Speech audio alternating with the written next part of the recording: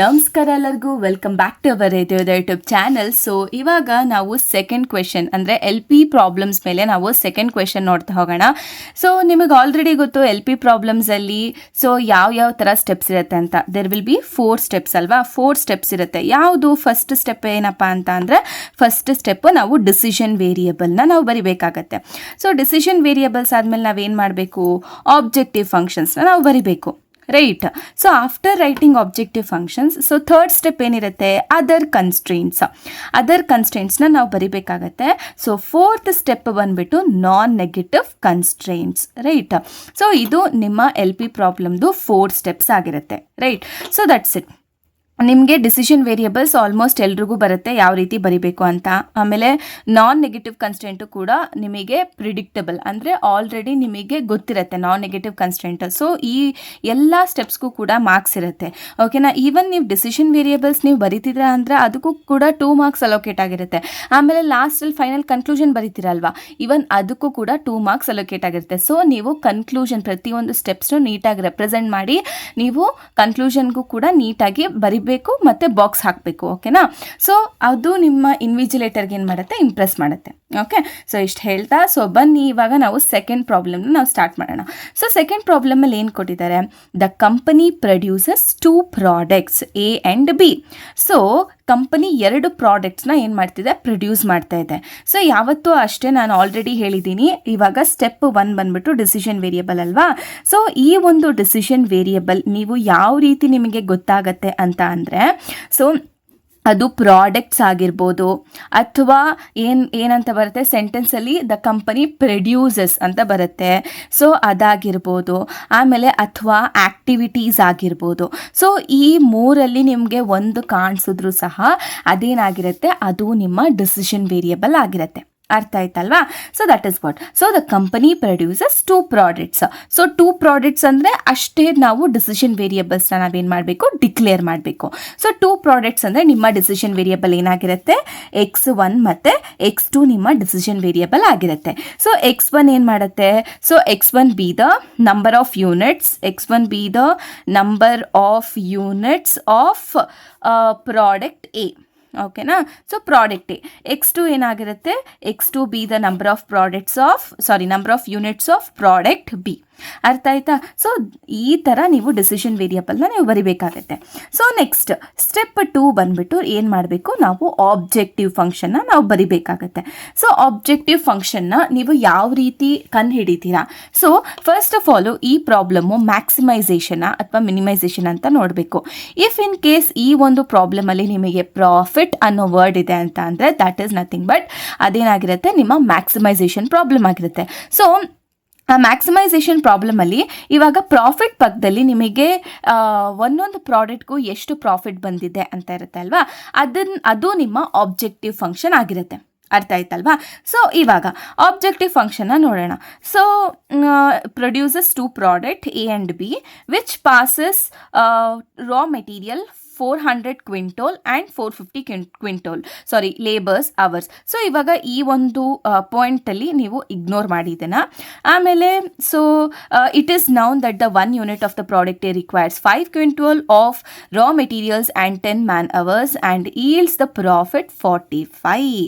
So 45 rupees 45 refers to which product? ಇಲ್ಲಿ ನೋಡಿ. So 1 unit of the product A requires 5 quintal of the raw materials and 10 man hours. Okay, ಇವರು product A ಬಗ್ಗೆ ಮಾತಾಡ್ತಿದ್ದಾರೆ. So ಅದಕ್ಕೆ 5 quintal ರಾ materials ಬೇಕು ಮತ್ತು 10 man hours ಬೇಕು. ಆವಾಗ ನಮಗೆ ಎಷ್ಟು ಪ್ರಾಫಿಟ್ ಬರುತ್ತೆ, 45 ರೂಪೀಸ್ ಪ್ರಾಫಿಟ್ ಬರುತ್ತೆ ಅಂತ ಹೇಳ್ತಿದ್ದಾರೆ. So 45 refers to the product A.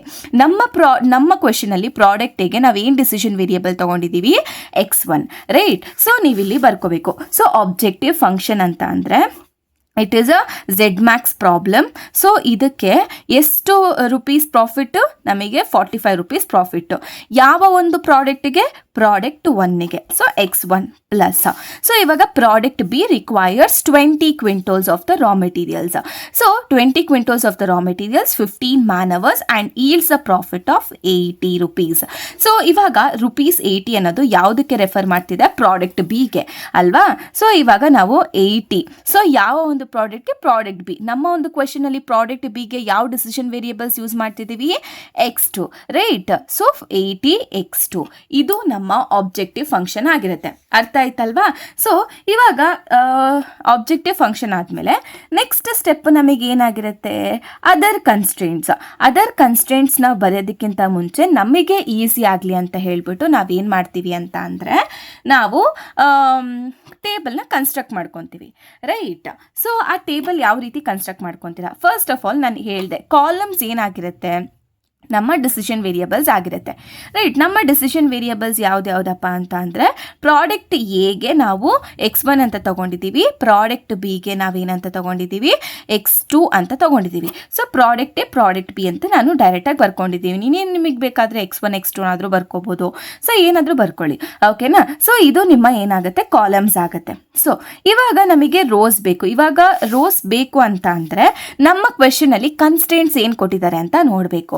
So ಇವಾಗ ನಮ್ಮ ಕನ್ಸ್ಟೆಂಟ್ಸ್ ಅಲ್ಲಿ ಏನಪ್ಪ? 2 ಪ್ರಾಡಕ್ಟ್ಸ್ ಕೊಟ್ಟಿದ್ದಾರೆ ಎ ಆ್ಯಂಡ್ ಬಿ. ಇದನ್ನು ಬಿಟ್ಟು ನಿಮಗೆ ಏನು ಕಾಣಿಸ್ತಿದೆ ಕ್ವೆಶನಲ್ಲಿ? ಏನು ಪಾಸಸ್ ರಾ ಮೆಟೀರಿಯಲ್ಸ್ 400 ಕ್ವಿಂಟೋಲ್ಸ್. ಸೊ ಮತ್ತೆ 500 ಲೇಬರ್ ಅವರ್ಸ್.